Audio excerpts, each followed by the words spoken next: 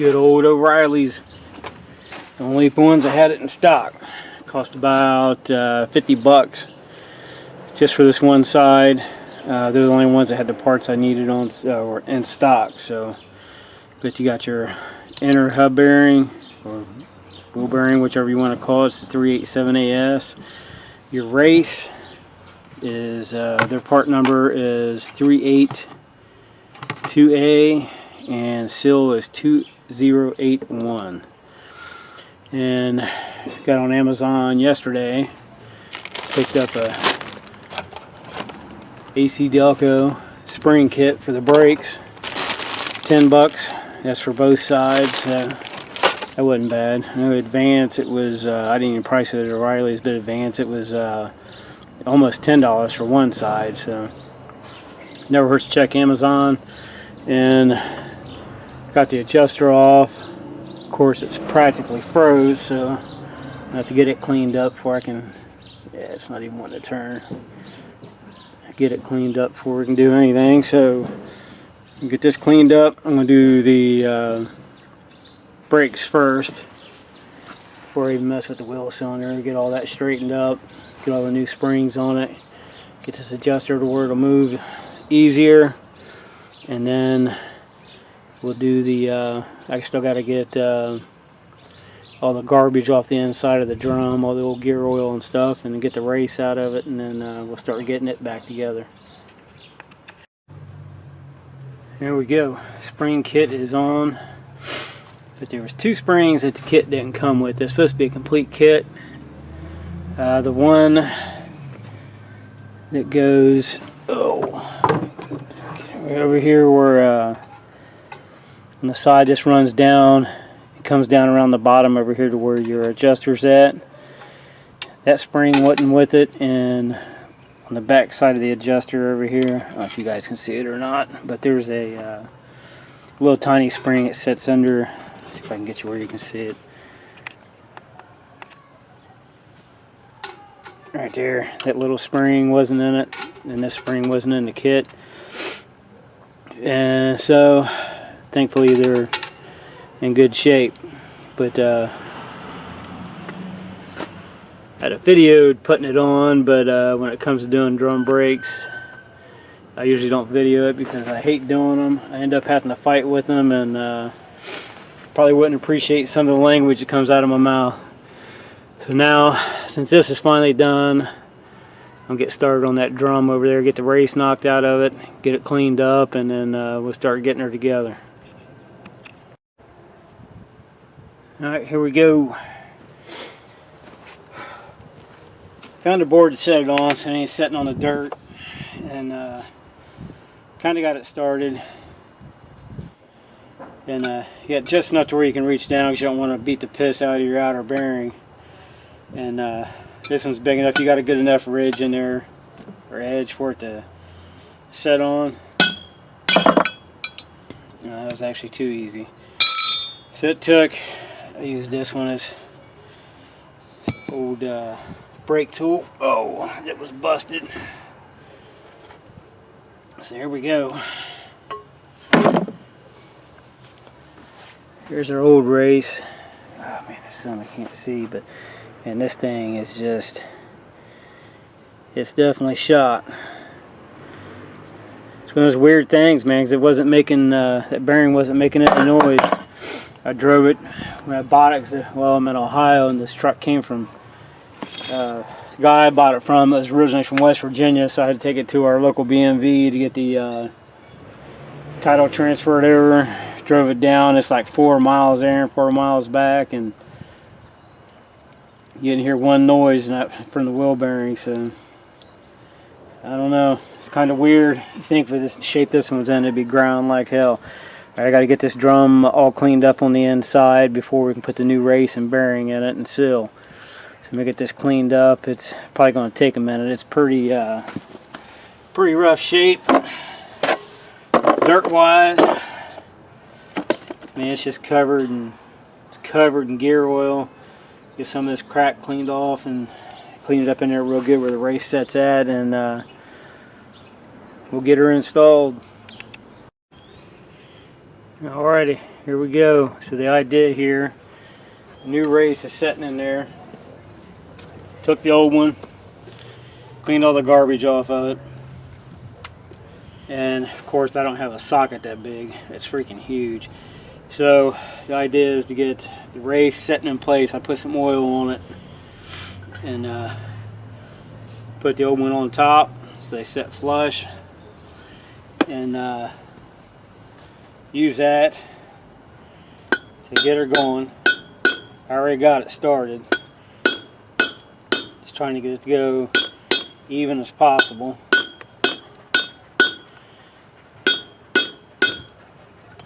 I know with this one, you can feel it dropping down as I'm going around it, hitting it. You can feel the race dropping down into the drum.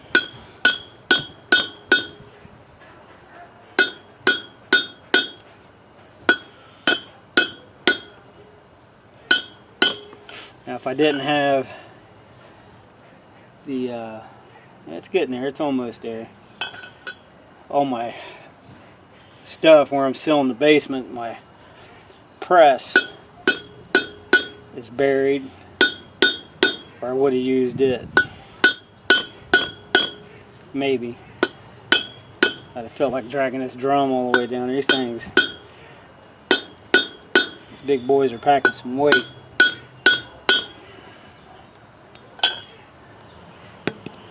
Almost. It's really close. I don't know if this race, I don't know if it's going to have enough sticking up to, yeah, because I think it bottomed out.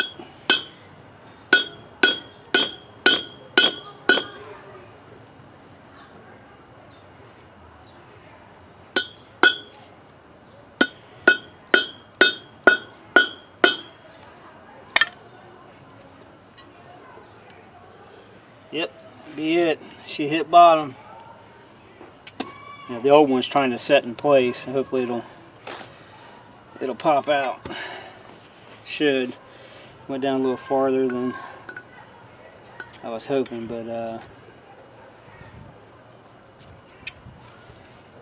nah, it'll come out.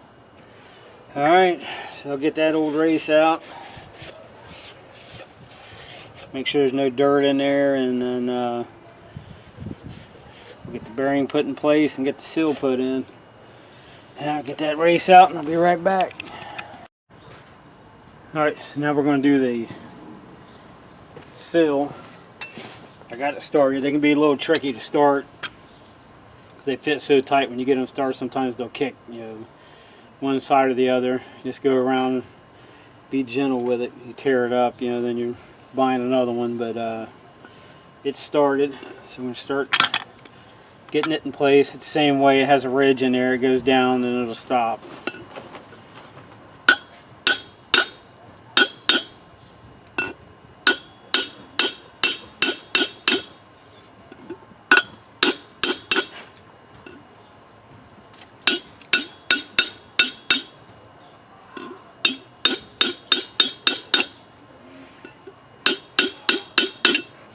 But it's not bad. This is a 3/4 drive extension that I'm using.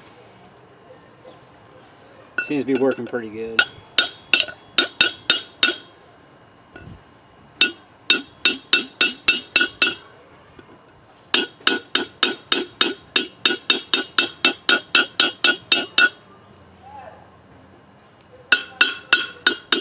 There we go. I think we got her.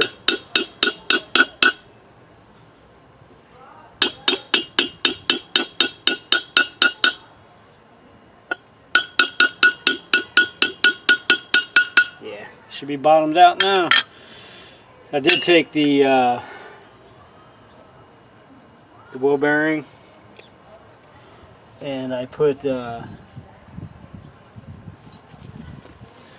a little bit of gear oil drizzle down on it, so it's a little bit of lubrication there before I put it on. So fight with this drum, and probably have to adjust the brakes on it to get it on and off, you know, to get it up there and lined up. So I'll get it over there and see what we got. Alright, here she is. It's on there. Now, multiple people have different ways of doing when you're putting these bearings in. That inner bearing, I always put, when I got it in there, I take gear oil and just let it run around the bearing real slow, spin it around, let it run around, you just spin it around, make sure the bearing's lubricated. And your drum, before I shove it all the way on, I take a gear oil bottle and shoot a bunch down in between the two bearings.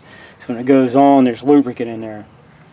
Because I know a lot of people are always saying, if you get online and look, you'll see multiple ways. They'll fill the axle housing up with oil, and then you got to drop the axle housing down, let the oil come up through the tube to get to the bearings. You know, everybody just has multiple ways of doing stuff, but that's just how I do it.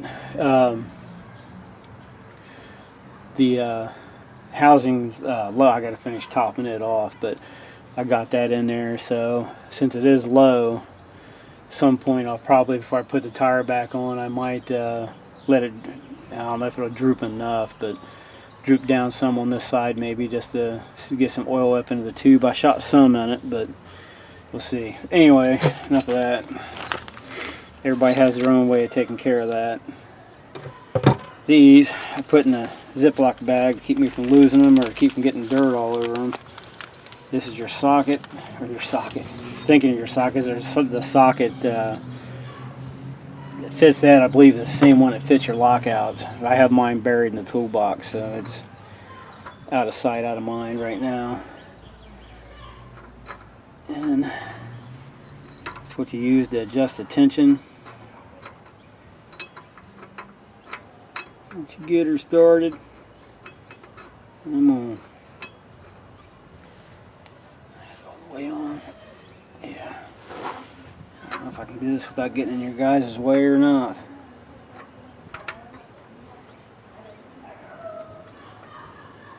Maybe not. But I tell you, if you have the money and you can afford it, this brake swap is the way to go, man. But to try to get these two trucks operational, up and running in such a short time, it's like out of the question. But this actually wasn't too bad. But the spring kit, it was just shy of 50. I forgot I bought a can of brake clean and some more shop towels. So even with the can of brake clean and the shop towels, that's what put it at 50 bucks. It's gonna be stubborn.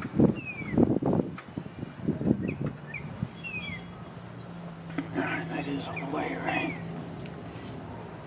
Yeah. Yep, she's just being stubborn.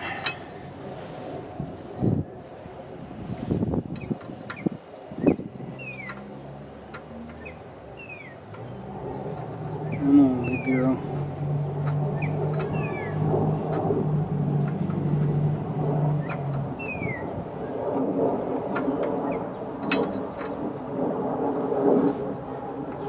Guess this is where that socket would come in handy. Wish I had it out here with me.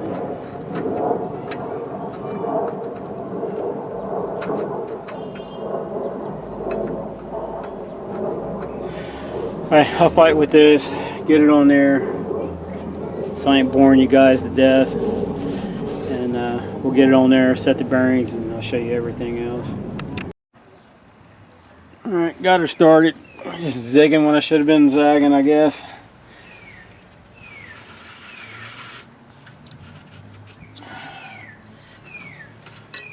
Make sure everything's good.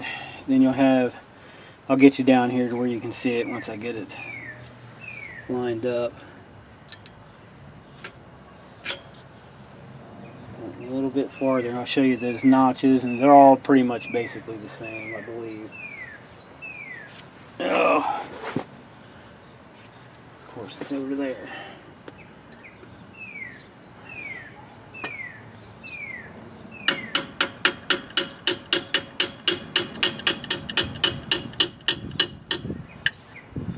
Should be it. See what we got here. Smooth. You can hear that shoe in there catching just a little bit. Everything seems tight.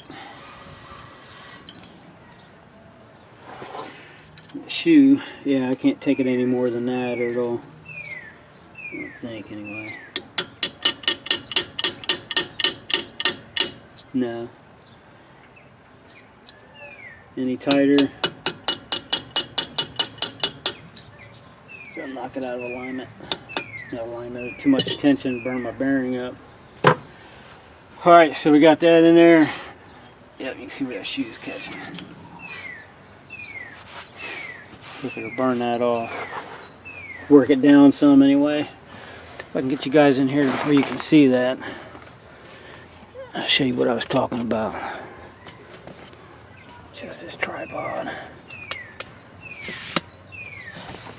Come on.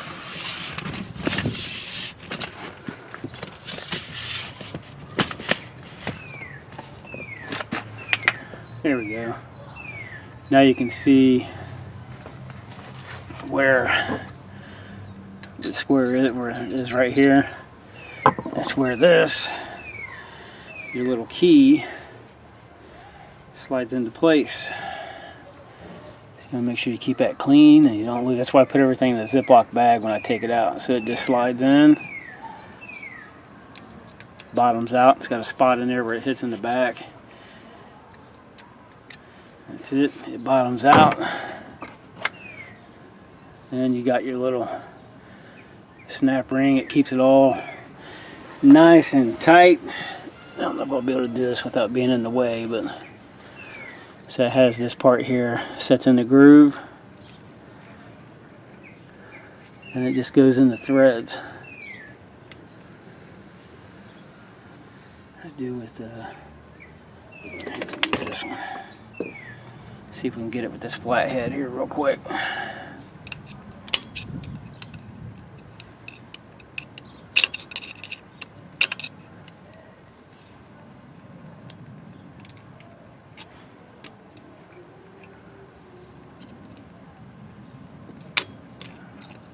Almost. There we go. All the way up against the adjuster. So we're good. One thing left. Clean your surface up. Get your gasket and your axle back in. Just double check your settings. Make sure you got your bearing and tension where you want it. This one is not super tight, it's just hitting the, there it goes. It's nice, smooth. I couldn't take it to the next notch. If I took it to the next notch, it'd be way too tight. The notches are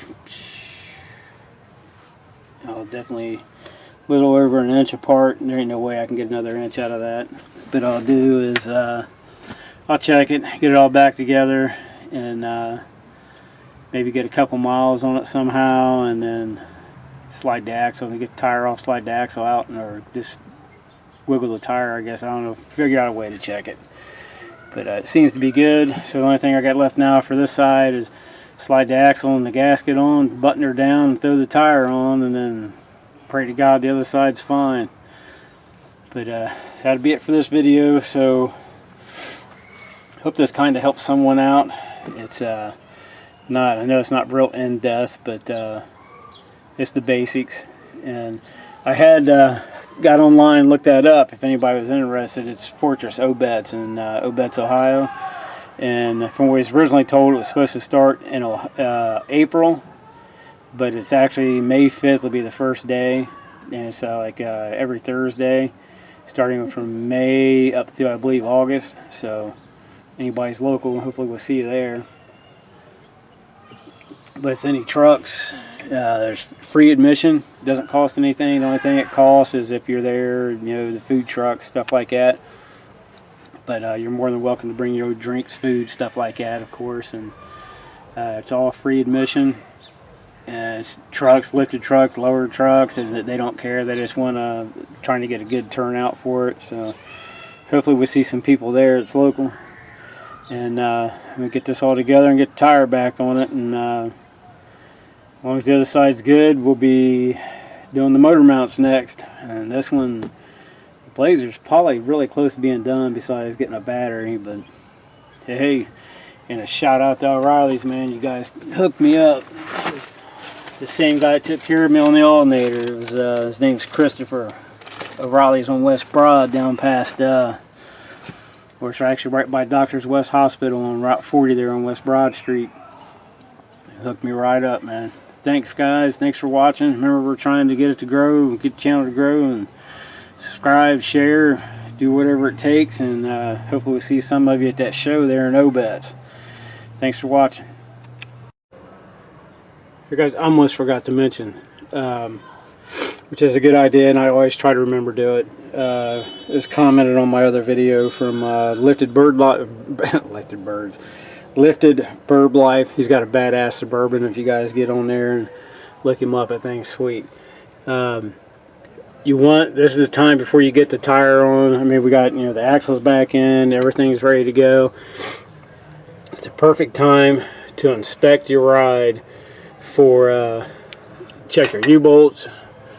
Mine are 15/16 on the nuts, so you definitely want to check, make sure everything's tight, nothing's cracked, and you know, like doing an inspection for any cracked springs. Make sure, you know, everything's good torque on your U-bolts.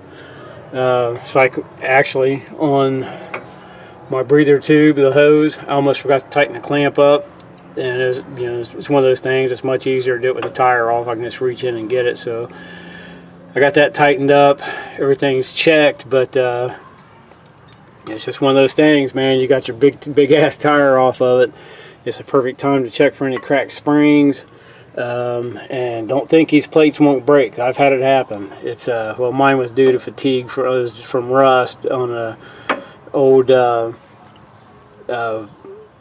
8-foot Chevy, old K20 I used to have years ago. It was from rust. Loaded it down and went to replace a brake line on it, didn't even notice it, and the plate right here was so rusty it had a crack in it.